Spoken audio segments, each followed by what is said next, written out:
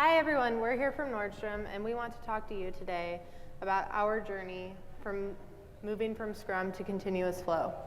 So we're specifically on the Customer Mobile app team, and that team supports the Nordstrom Rack iOS apps, iPhone, iPad, and the Rack app. We have a team of about 50 people now, mix of UX, engineering, QA, product owners, product management, process architects, and management. So I'm Caitlin Warnock, a PM on the mobile team. I'm JB Brown, Director of Mobile App Development. One key point about our journey that we want to mention is that we've been able to reduce our cycle time from 70 to 17 days. We started out as a Scrum team.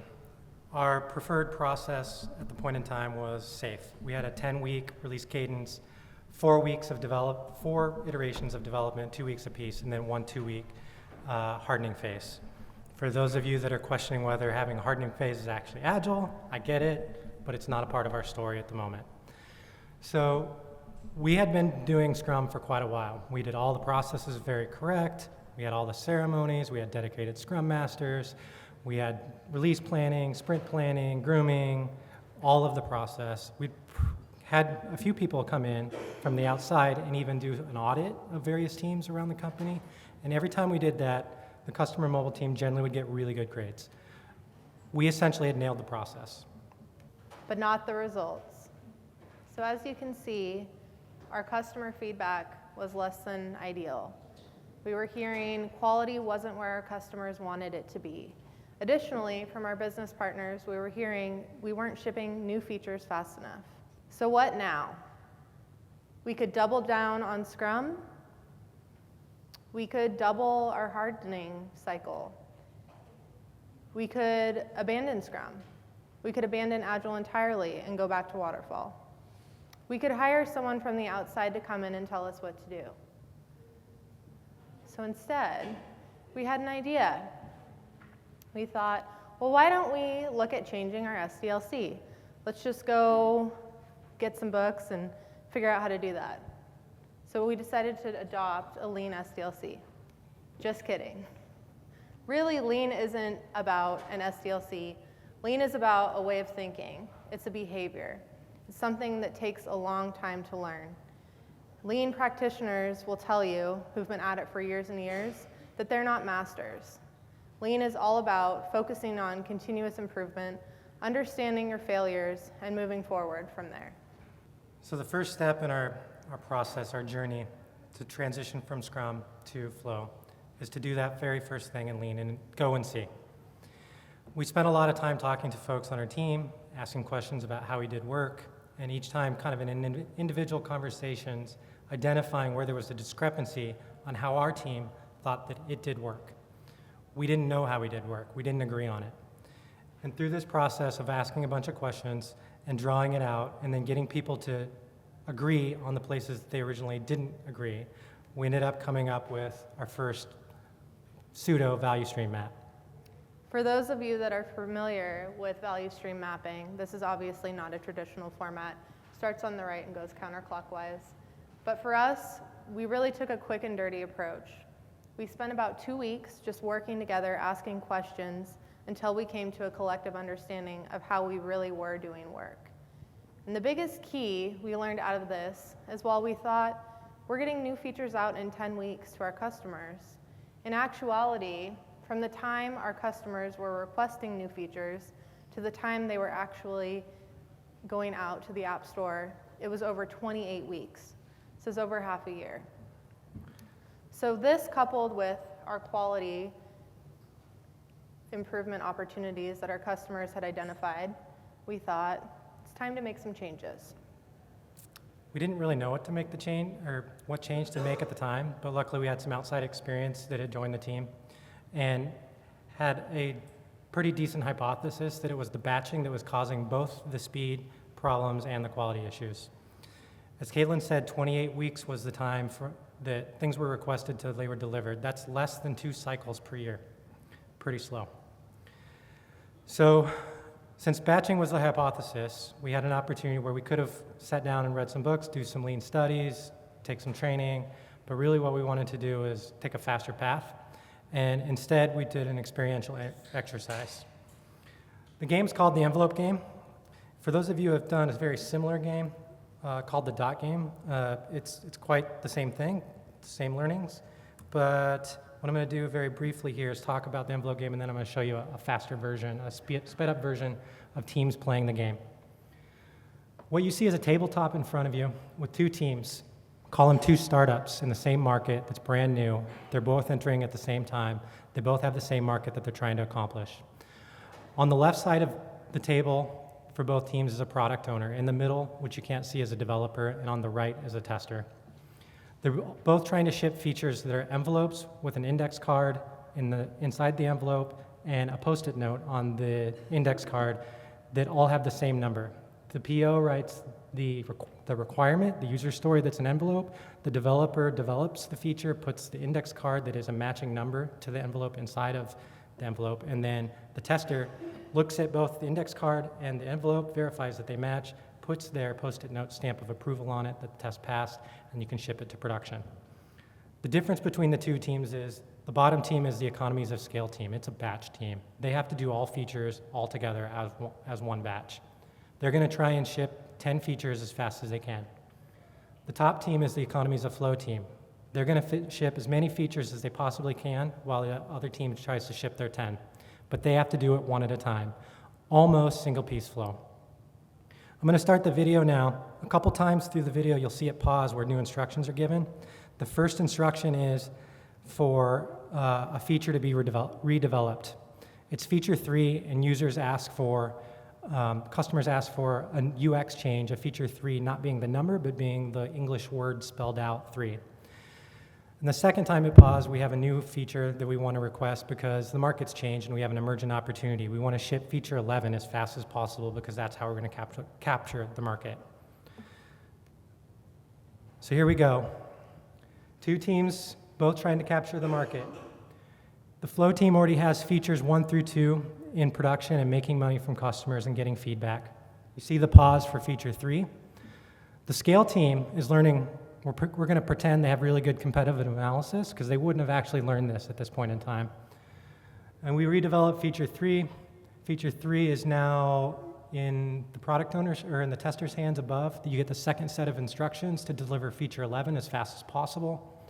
On the bottom, you can see that the scale team hasn't delivered anything yet and they've made no money. The flow team has.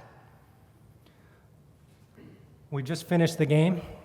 And it's the nanosecond right after the flow team has put their stuff in production for the first time. At this point, no customers have seen their work. They've not made any money. They will make money on 11 features going forward. The flow team has been making money the whole time on all of their features as they've been shipping them, and will make money on 14 features going forward. The point of the game isn't necessarily to show that flow beats scale or flow beats batches or iterations, even though that is one of the outcomes. The learning exercise for us was, in order for the flow team to win, because we wanted to be the flow team, we had to make all the transactions between people really, really cheap. So in this game, the envelopes are passed to the right. What if pre each pass, that person had to get up out of their seat and run all the way around this room, sit back, and then pass it to the next person? That transaction cost would be extremely high, and the scale team would end up winning because they only have 3 transactions, where the flow team has, in this case, 2 times 14. So our goods are virtual goods. A lot of people have learned from lean in manufacturing of physical goods. We produce virtual things. That means the materials we put into those virtual things are also virtual. It's ideas, information, decisions, inspiration. Those virtual materials need to be passed between team members as cheaply as possible to get the efficiency you want. This is a key point. It's the virtual goods, not the digital representation of those goods. Oftentimes, I think teams focus on the story, the task, whatever it is that's in your digital system that you pass between members. That's extremely expensive, and you're removing the efficiency of a lean flow process when you do that. So from this, we learned that in order to be flow-based team and to do it well, we needed to organize ourselves to make that super cheap. After the exercise, we had a lot of people, or a few people, walking around in our space saying, "Lean, I totally get it. It's the envelope game." That's fine. We didn't have any A3 stuff going on. No one knew the words Genchi Genbutsu. Nobody knew the 7 wastes. But this was enough. We were able to establish flow and all work on flow. One thing, just get that going. The rest of the lean stuff we would worry about later. So we started on 4 things. If you take away anything, these are the 4 things that we did. And you don't have to do them all together like we did. The urgency that we were faced with, the quality issues and the speed issues required in our thinking that we needed to do them together. So this is at least the 3rd time in a presentation that I've heard Spotify's model quoted. So if you haven't read it, it's probably a good time to do it. We've been using the squad model for about a year. The squad is the cross-functional team of all of the members that Caitlin mentioned at the beginning: product management, product owners, testers, engineers. The smallest number that is needed to get a piece of work from beginning to end. It is a team that is together. You want them established and keep them established as much as you can because they will learn to work well together. We established those squads and told them to stop running around the room. Stop that analogy of making the transactions really expensive. Don't decide things electronically. Decide them in person. You're sitting together 3 feet from each other. Decide them in person. Pass your information, your decisions all in person. If you need to record it after you're done digitally, fine. But don't decide digitally. And then the next thing we needed to do was stop the queue of batches coming in. A lot of delivery teams that I've talked to have said something similar to, "I wish that the business would stop giving me all of their decision in batches." When we dig deeper, and we were doing this too, we were asking for those decisions in batches. We were giving indicators that we wanted them in batches. It's right when all of our capacity is going to free up because we're heading into a release and we need a bunch of new work to start the new release.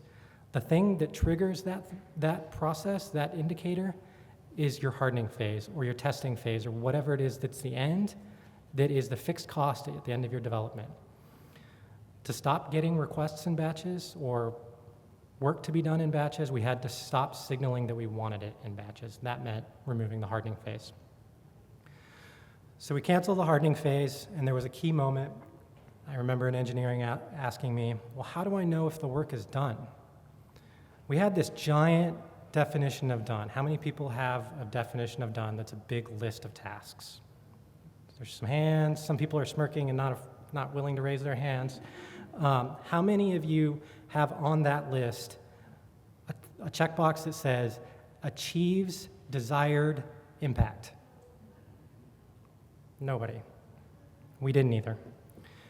We had a list that let people give up their responsibility and accountability of actually having the business outcome that was desired, and they got to say that they completed their work and therefore they were done, but it didn't mean the work was actually done. So we removed that thing. We tore down that list, rolled it up, threw it in the trash, and replaced it with intent, not inputs. The task list for your definition of done is generally inputs or actions. We wanted intent. The new definition of done for us is your squad's code will ship without your notice and you're on call. If you don't feel comfortable with that, don't call it done. When you do feel comfortable, call it done. That change alone, removing the hardening phase, changing the definition of done to be intent-based, let us start on the next step, continuous planning. So we had our last full-scale release planning about a year ago. It was a 2-day event. It was grueling. We were tired. We all got together and said, "I never want to do this again. This was terrible." So with that in mind, we decided we needed to move to more of a continuous planning model, and the removal of hardening helped us do that. Additionally, to make a continuous planning cycle work, you need a single backlog of work. So as I mentioned earlier, we have 3 apps. We have the iPhone app, the iPad app, and the Rack app. All of the work for those apps, new feature requests as well as bugs, went into one single backlog, one single priority across the entire team, one understanding of the truth, one queue of demand. So that single backlog of work allowed us to start planning continuously. But in order to have things ready in a continuous fashion, we moved into something we called the supplies gathering process. So what that really means is we work with our internal teams that are upstream of us. APIs, for example, we're very reliant on. And we make sure that everything is done for that particular feature or bug before it comes into the development team's hands, so that by the time the development team gets that new feature request, everything is ready to go. They can pick it up and they can move straight through until it's done. For those of you that have read the Phoenix Project, there's an analogy here. There's a part of the book where they're standing above the factory and they're looking at the factory floor and they're trying to see the flow through the factory. And the heroine in the book, Eric, goes, there's a door over there where stuff comes in and there's a door over there where stuff goes out. That desk over there where stuff comes in, that person that does receiving is really key to this process. What they're doing is when parts come in, they match up the parts to the jobs that are going to be dispatched through the factory. They're making sure that any job that starts through the factory has all of the materials that are necessary to assemble that job and get it out that door. He's saying that they're making sure that the bill of materials is complete and that only when it's complete will they let the factory start so that the factory never gets blocked. We do the same thing. We do it for virtual goods and virtual supplies, and as a result, we ship a virtual product. That bill of materials process is led by our product owners and product management to make sure that all of those materials that we need, the parts from other teams, third-party suppliers, vendors, whoever it is, we have everything that we need before it enters our delivery factory, and that way nothing gets stopped. We had two indications that we were on a right path at this point in time. The delivery process, or the technology delivery process, did not dictate when we plan or when we ship. We'd removed all of the cues that told our business when they could interact with sending us new work or strategies sending us new work. The product management team planned whenever they wanted, they prioritized whenever they wanted, they shipped whatever was done whenever they wanted. So we were all on board with the process. As a team, we felt like we'd become this well-oiled machine, everyone working together, and we continued on this way for a while. So with that, we started thinking, let's take a look at our results. And this is the most important thing to us, our customers. Feedback from our customers started skyrocketing. It got much better. And this is what it's all about for us. This is the whole point of our journey, is to make something that delights our customers. So for example, I've never had any issues with the app. It is very handy. I love it. This was just music to our ears. So beyond this, over time, as we moved through our process, understanding our current condition and our target, we constantly measured where we were at to see if we really were hitting what we thought we were. So as you can see on the chart, bugs are red, and from June 2013 until now, there's been pretty steady decline. Additionally, we measured our productivity, and that's features per month, and that's in blue. So as you can see, it went up, and then in June, things didn't go so well. We had a bit of a setback. There are three things that led to this setback. The first one is upstream variation. We've heard a couple times in this conference about roadmaps and requirements and those things, and sometimes those things do have adverse effects on teams that have set up a process. So we are a portion of a value stream, and we had optimized that portion of the stream. We didn't get everybody else in the value stream educated and trained in the process and on board. So at a point in time when new decisions were being made about the roadmap, we ended up with a very large design batch of work coming into the system at our part of the value stream. Say design batch, you think about it as product roadmap. A couple things that we failed at. We didn't train the people that were feeding us work. We didn't work with our supply chain to give us smaller pieces. And secondly, when they tried to give us a big piece, we didn't identify that it was a bigger batch than we had processed in the past and break it down. Instead, we tried to process the whole thing as one unit. That resulted in the loss or the drop in productivity as well as some bugs that entered back into production. The second thing that we noticed was we had hired several people over the last year, really doubling the size of our team. And with any kind of increase or decrease in your organization size, you're going to see a culture shift. So before this even happened, we also lost a few key resources. And because of our model of squads, the loss of these key resources kind of helped our squad model to crumble a bit. So the combination of our squad model crumbling a bit, hiring all of these new people that we completely own, not fully training up on the process, it made a big impact on our productivity. If you can imagine every squad having one designer, one tester, one product owner, one product manager, and then you have a couple of them leave within the same discipline in a short period of time, you now don't have all the necessary people to keep those work centers intact. And that's what happened to us. And so our squads got very destabilized, and we had to replace some of those key positions to get back to a stable system that could bring the productivity back up. So the third thing was we found ourselves resting on our laurels a bit. So we had figured out our current condition, we'd set a target, we'd figured out countermeasures to get us toward our target. We'd hit that target and we celebrated, as you should when you're successful. Always celebrate your successes. But at that point, rather than moving forward and saying, okay, we've made this target, what's our next one? We kind of lost sight of our vision and didn't set that target when we needed to. And really the key to lean is continuous improvement. And that really means aligning on a target condition across your whole team. And that includes upstream. So a few key takeaways. It's a little bit corny, but it is really about the journey. It's about the learning journey and continuously improving yourself and your team.